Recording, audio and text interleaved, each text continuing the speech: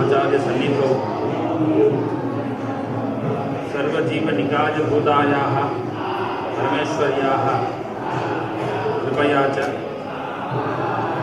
एतेषां महाजनानां प्रियपात्रभूतानां लोपामुद्रा इति नामाङ्कितानाम् आचार्याणां महोत्सवः शताब्दीमहोत्सवः आचर्यते। सौभाग्यवशात् अत्र आचार्यपदभूषिताः अनेके भवन्ति। सर्वेषां जगद्गुरवः तेषां सन्निधौ अत्र ये आयोजकाः तेषां गुरवः तेषामपि उत्सवे अस्माकं गुरूणाम् आचार्याणां मूलशास्त्री पादानां च सन्निधौ किञ्चिदिव भाषितुं मम अवकाशः प्राप्तः इति गुरोः अनुग्रहः परिपूर्णः अस्ति इति अहं चिन्तये। गुरु அப்படிங்கிறவர் யார்? ஏகாட்சர பிரதானேன குருவிற்கு விதீயதே அப்படின்னு பொதுவாக சொல்லுவோம். ஒரு எழுத்தை சொல்லிக் கொடுத்தாலும் அவர் நமக்கு குரு. ஒரு எழுத்தை சொல்லிக் கொடுக்கணுங்கிறது கிடையாது, நம்ம கத்துண்டாலே அவர் நமக்கு குருன்னு தெரியாது. ஸ்ரீமத் பாகவதத்தில் 24 குருவை சொல்றார். 24 குருமார்கள் சொல்லிக் கொடுத்தாலா? இல்லை, நான் அவன் சேர்ந்து கத்துன்றதை அவர் தனக்கு அந்த விஷயத்தில் அவர் குரு அப்படின்னு சொல்றார். அப்போ ஒரு எழுத்தை சொல்லித்தரணும், ஒரு விஷயத்தை நமக்கு அவ சொல்லணுங்கிறது இல்லை, நாம் அவாகிட்டேருந்து கத்துண்டாலே அவ நமக்கு குருவாக ஆயிடுறான். அவளையும் குருவாக மதிக்கணும். மேலும் குரு அப்படிங்கிறதுனால இப்போ என்ன தெரியறதுன்னா, நம்ம சாமான்யமாக ஒருத்தர்கிட்ட படிக்கிறோம், அத்தியனம் பண்ணுறோம், ஒரு தீட்சை வாங்கிக்கிறோம் அப்படின்னாலே அவள் நமக்கு குருநாக ஆகலாம். அதனால் இது ஒரு சாமானிய ஒரு யுக்தி, ஒரு விற்பத்தி சொல்கிறது. ஏகாட்சர பிரதானத்தினால கூட குருன்னு அவருக்கு பெயர். ஆனால் இன்னும் மேலே போனோம் அப்படின்னா ஜெகத்குரு அப்படின்னு சொல்கிறோமே, ஜெகத்குரு அப்படிங்கிறவா யார்? அவர் என்ன பண்ணார்? எல்லாருக்கும் அக்ஷராபியாசம் பண்ணி கொடுத்தாரா? இல்லை எல்லாரும் அவர்கிட்ட இருந்து என்ன கற்றுண்டா? அவர் ஏன் ஜெகத்குருன்னு சொல்லுவானே? அப்போ குருங்க சப்தத்துக்கு இன்னும் மேலே ஒரு அர்த்தம் இருக்கு. யுகாரஹ அந்தகாரஸ்யாத் யுகாரஹ தன்னிவர்த்தகஹ அந்தகார நிவர்த்தியத்வாத் குருதித்யபிதீயதே. ரூங்கிற எழுத்துக்கு பாபம், அந்தகாரஹ இருட்டுன்னு சொன்னார். யுகாரஹ அந்தகாரஸ்யாத். ரூங்கிற எழுத்து அதை நிவர்த்தி பண்ணக்கூடிய, தடுக்கக்கூடிய அல்லது அந்த இருளை நீக்கக்கூடியது. அதனால இருளை நீக்கினவர் யாரோ? நம்ம நடுப்பிரிவா இருள் நீக்கியிலிருந்து வந்தவர் வேத பிரிவா. அப்படி இருள் நீக்கக்கூடியவர் குருநாதன். அப்போ இது ஒரு குருங்கிற சப்தத்துக்கு விற்பது. இருளை நீக்கினார் அப்படின்னா என்ன அர்த்தம்? வெளிச்சத்தை காண்பிக்கிறாரா? அப்படி இல்லை. அந்த இருள் அப்படிங்கிறதுக்கு என்ன அர்த்தம் அப்படின்னா அஜ்ஞானம்னு அர்த்தம். அதனால்தான் பிரசித்தமான ஒரு ஸ்லோகம், அஜ்ஞானதிமிராந்தஸ்ய ஞானாஞ்சனசலாகயா சக்ஷுருன்மீலிதம் ஏன தஸ்மை ஸ்ரீ குரவே நமः. அஜ்ஞானதிமிராந்தஸ்ய, அஜ்ஞானங்கிறது தான் நம்முடைய இருட்டே. அந்த அஜ்ஞானமாகிய இருளை யார் நீக்கிறாரோ அவர் குருநாதன். அப்படி அந்த அஜ்ஞான இருளை நீக்கக்கூடிய குருநாதால் நமக்கு எந்த அஜ்ஞானத்தை, எந்த இருளை நீக்கினா அஜ்ஞானத்தை, என்ன விஷயமான அஜ்ஞானம்? பொதுவாக அஜ்ஞானம் சொன்னால் அதுலேயும் நம்ம யோசிக்கணும். அஜ்ஞானம்னா அறிவின்மை. என்னது அறிவின்மை? இப்போ இந்த மைக் இருக்கு, இந்த மைக்கு விஷயமான ஞானம் எனக்கு உண்டான்னா கண்டிப்பாக கிடையாது. இதை எப்படி தயார் பண்ணுறா, இதில் எப்படி சவுண்டு கேட்கறது, எப்படி அந்த துவனியை வாங்கி வெளில கொடுக்கறது தெரியாது. அப்போது இது விஷயமான அஜ்ஞானம் எனக்கு இருக்கு இல்லையா?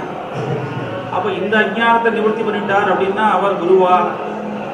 அதனால் அப்போ அஜ்ஞான நிவர்த்தகத்துவம் அப்படிங்கிறது என்னது? அப்போது இந்த அஜ்ஞானத்தை அஜ்ஞானம்னு சொல்கிறேன். இந்த அஜ்ஞானம் எல்லாருக்கும் இருக்கு. எல்லாருக்கும் எப்பேற்பட்ட படித்தவனாக இருந்தாலும் அவருக்கும் இன்னொரு விஷயத்தில் அஜ்ஞானம் இருக்குது. நிச்சயமாக அவரை கேட்டால் சொல்லுவார், சார் அது எனக்கு தெரியாது அப்படிங்கிற அளவுக்கு நமக்கு ஞானம் இருக்குது. இந்த விஷயமான ஞானம் எனக்கு கிடையாது அப்படிங்கிறது நமக்கு தெரியறதுனால அஜ்ஞானம் அப்படிங்கிறது எல்லோருக்கும் உண்டு. அப்போ இங்கே அந்த அஜ்ஞானத்தை நிவர்த்தி பண்ண, அப்போ ஒவ்வொருத்தருக்கும் என்ன விஷயம் தெரியலையோ அதெல்லாம் சொல்லி கொடுத்துருக்கார், அப்படி இல்லை. அப்போ ஏதோ ஒரு விஷயத்தை தான் இங்கே அஜ்ஞானம் அப்படிங்கிறத நம்ம எடுத்துக்கிறோம். எந்த விஷயமான அஜ்ஞானம் அப்படின்னா அதுதான் பொதுவாக சாஸ்திரங்கள்ல ஆத்மானாத்ம விவேகம். எது ஆத்மா எது அனாத்மா அப்படிங்கிற விஷயத்துல நமக்கு அஜ்ஞானமானது இருக்கு. இந்த அஜ்ஞானத்தை நீக்கி எவர் நமக்கு ஞானத்தை கொடுக்கிறாரோ அவர்தான் குரு. அப்போ இந்த அஜ்ஞானம் அப்போ தெரியறது நன்னாவே தெரியற, சொல்லிட்டேலே அஜ்ஞானம் என்ன அப்படிங்கிறத நீங்க தெரிவிச்சுட்டே. அப்ப இந்த அஜ்ஞானம் என்ன, சரி, இந்த ஆத்மானாத்ம விவேகம் அப்படின்னு சொன்னார். இது நமக்கு இந்த ஞானம் இருக்கே, என்ன பாருங்கோ, யாருக்கு இந்த ஞானம் இல்லை? நம் எல்லோருக்கும் ஆத்ம ஞானம் இருக்கா இல்லையா அப்படின்னு கேட்டால் ஆத்ம ஞானம் நிச்சயமாக உண்டு, நிச்சயமாக உண்டு. ஆத்மா இப்போ அழகா பேசும்பொழுது தெரியறது, எத்தனை தடவை கேட்டிருக்கோம். அப்போ ஆத்மா அப்படிங்கிற விஷயம், ஆத்மா இருக்குங்கிறதோ இல்லை ஆத்ம ஞானம் நமக்கு இல்லைன்னு நம்ம சொல்லவே முடியாது. ஏன் அப்படின்னா எல்லா சந்தர்ப்பத்திலையும் நமக்கு அது சுலபமாக தெரியும்படியாகத்தான். அப்போ அந்த ஆத்மா அனாத்மா அப்படிங்கிறதுல ஒன்றும் புதுசாக ஒருத்தர் நமக்கு ஞானத்தை கொடுக்கணுங்கிற அவசியமே இல்லையே அப்படின்னு சாமான்யமாக ஒரு சந்தேகம் வரும். இந்த பாஷ்யத்தில் அத்தியாச பாஷ்யம்னு எடுக்கிறார். ஏன்னா நீ தெரிஞ்சுட்டு ஆத்மான்னு நினச்சின்னு இருக்கியேப்பா, அதனால் எனக்கு ஆத்மான்னு தெரியறதே, நீங்கள் சொல்லணுங்கிற அவசியமே இல்லையே அப்படின்னு நினைக்கிறியே, அது வாஸ்தவமாக ஆத்மா இல்லை, அதை நீ தெரிஞ்சுக்கணும். அதுதான் சம்சாரத்துக்கு காரணமாக இருக்கு. நீ எதையோ அனாத்மத்தை ஆத்மா ஆத்மான்னு நினச்சின்னு இருக்க, அதனால முதல்ல அந்த அஜ்ஞானத்தை விடணும். எது ஆத்மா நினைச்சிட்டு இருக்கோம்? உபநிஷத்தை அழகா சொல்றது, அன்னமயாதி கோஷங்கள்னு ஆரம்பிச்சு அன்னத்தை தான் ஆத்மா. சரீரத்தை அன்னம்னா என்னது? சரீரம். அண்ணா சாப்பிட்றோம், சாப்பிட சாப்பிட என்ன ஆகுதுன்னா உடம்பு விருத்தியாக இருக்குது. அப்போது இதைத்தான் நான் பொதுவாக சொல்கிறோம் இல்லையா, சார் அவர் எங்கே, அவர் அங்கே போயிருக்கார், யாரை சொல்கிறார்? அந்த சரீரம் அங்கே போயிருக்கு, நான் இங்கே இருக்கேன் அப்படின்னு நம்ம எதை காண்பிக்கிறோம்னா இந்த சரீரத்தை காண்பிச்சுட்டோம். அப்போ நான் நான் அப்படிங்கிற சப்தம் எதை சொல்கிறது அப்படின்னா சரீரத்தை உடம்பை தான் சொல்கிறது. அப்போ அன்னத்தினால புஷ்டியான இந்த சரீரம்தான் நான் நம்ம நினச்சிட்டு இருக்கோம். அவர் இல்லை சார், அங்கே உட்கார்ந்துட்டு இருக்கார் அவர் அப்படின்னா, அவருடைய சரீரம் அங்கே உட்கார்ந்துட்டு இருந்ததுன்னா அவர் அங்கே இருக்கார். அப்போது சரீரம் அப்படிங்கிறது தான் ஆத்மாவா? இல்லை இல்லை, சரீரத்தை கூட ஆகாரத்தை அன்னத்தினால ஒருவேளை நம்ம புஷ்டிப்படுத்தலை அப்படின்னா வாயுனாலேயே நம்ம புஷ்டிப்படுத்த முடியும். பிராணன் இருந்தாலே போதும். அதனால் அதை அப்படி யோசித்த உடனே அன்னத்தை விட பிராணனை ஆத்மான்னு தோன்றது. பிராணனை சுவாசம் பண்ண பிராணாயாமத்தினாலேயே ரிஷிகள்லாம் பல வருஷங்கள் இருந்தா அப்படின்னு தெரியறது. அப்போது பிராணன் தான் ஆத்மாவா? அதுவும் இல்லை. ஏன்னா அதுவும் நம்மளுடைய இச்சையாக இல்லை. அப்போது மனசு தான் ஆத்மாவா? அல்லது இப்படி ஒரு விசாரம் போய் கடைசியில் நம்ம எதை நினச்சிட்டு இருக்கோமோ அது ஆத்மா இல்லைன்னு நம்ம புரிய வைக்கிறதுக்கு வேதம் சிரமப்படுறது.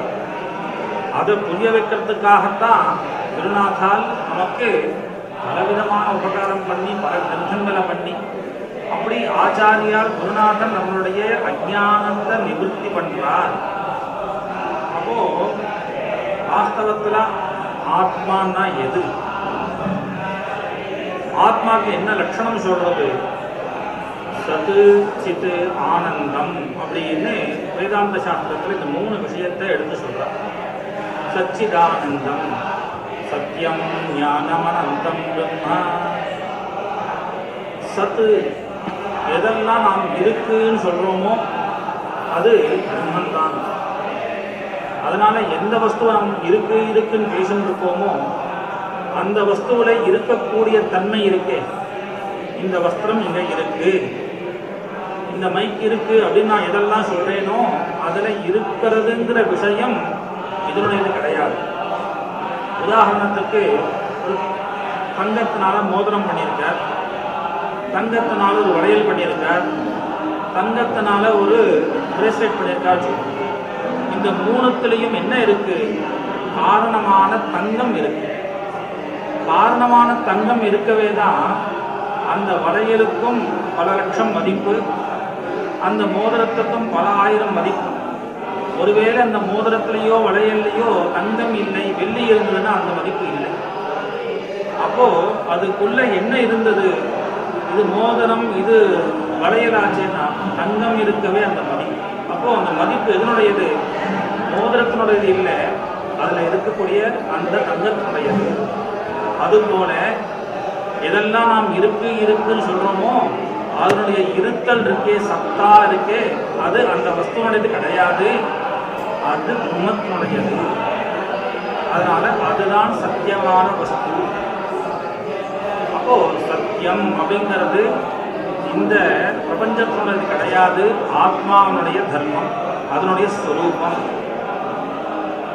அடுத்தது சத்து சித்து, சைத்தன்யம் அப்படிங்கிறது ஆத்மாவுடைய ஸ்வரூபம்.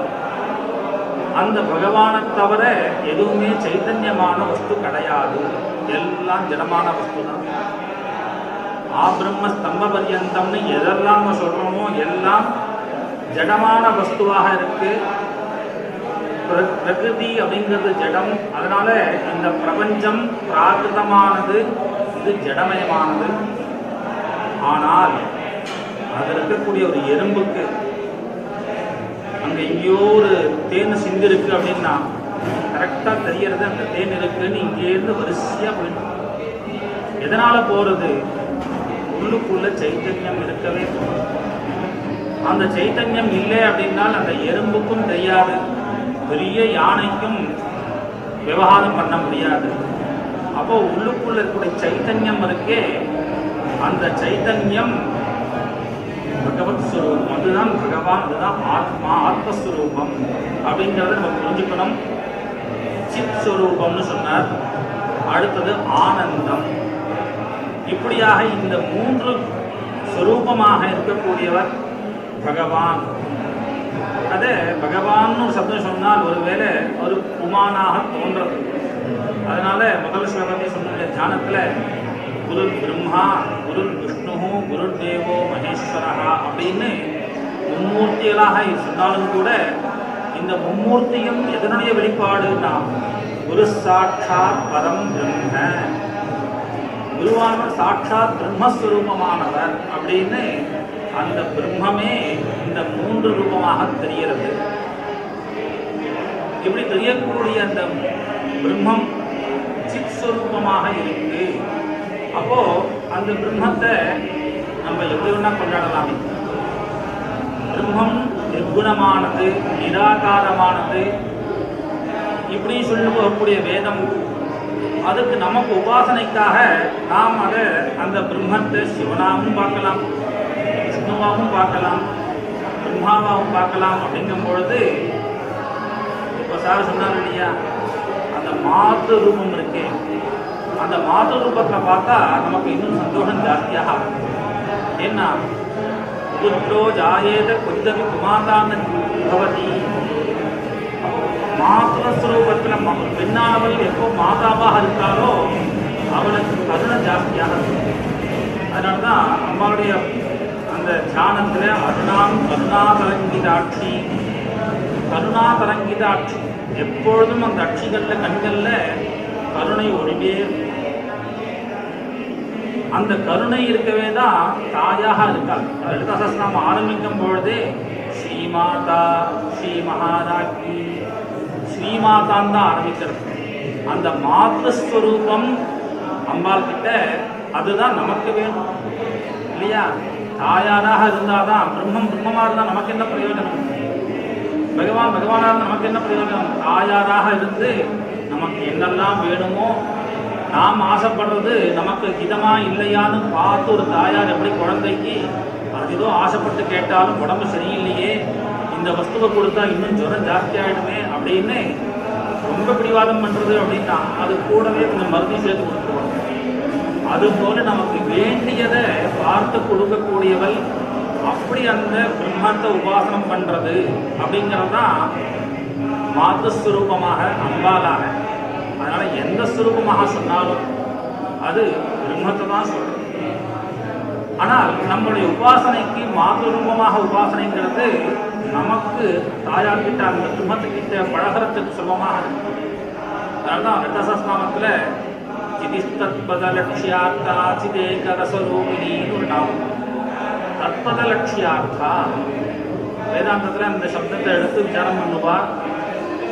தத்வமசி அப்படிங்கிற இடத்துல தது துவம் அசின்னு தத்பதத்துக்கு என்ன அர்த்தம், துவம் பதத்துக்கு என்ன அர்த்தம் சொல்லும் பொழுது தத்பதத்தினாலே அந்த பிரம்மத்தை வாங்கிக்கணும். ஆனால் சாஸ்திரம் சொல்றது தத்பத லட்சியார்த்தா. அந்த தத்பதம் யாரை சொல்றதுன்னா அம்பாளை தான் சொல்றது. அதனால அவள் தான் சிதேக ரசரூபிணி, சித் ஸ்வரூபிணியாக இருக்காள். அதனால தான் சகல விதமான கர்மாக்களையும் எல்லாவற்றையும் பண்ணக்கூடியவளாக இருக்காள்.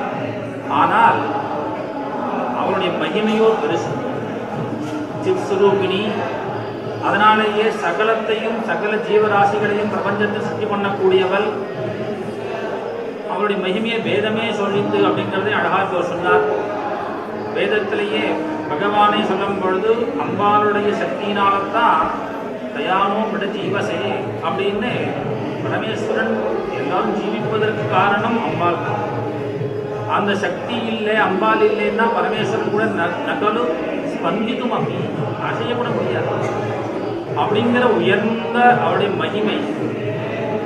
ஆனால் நம்ம அம்மான்னு பார்க்கலாம் இல்லையா, நமக்காக இப்படி இருக்கான்னா என்ன பண்ணணும்? மகாயாக கிரமாராத்யா, மகா பைரவ மகாயா கிரமாராத்யா, மகா பைரவ போதிதா அப்படின்லாம் சொன்னாலும் கூட பிரச்சோதன பிரீத சித்தா, ஒரு தயிர் சாத நிமித்தம் பண்ண சந்தோஷப்படுவாங்க. சித்த ரசத்தை இந்திரியம்பா வித்தோதனாவோ. அப்போ ஒரு பாலஞ்சாதமோ இல்லை தயிர்ஜாதமோ தத்தியன்னாசக்த இல்லையாங்கிறார். பாயசான்ன பிரியா அப்படிங்கிறார். அதே மாதிரி திந்திரிணி பழத்தினால ஒரு வெளிச்சம் பழத்தினால ஒரு சாதத்தை நைவேத்தியம் பண்ணோம் அப்படின்னா சந்தோஷப்பட்டுடுவார்.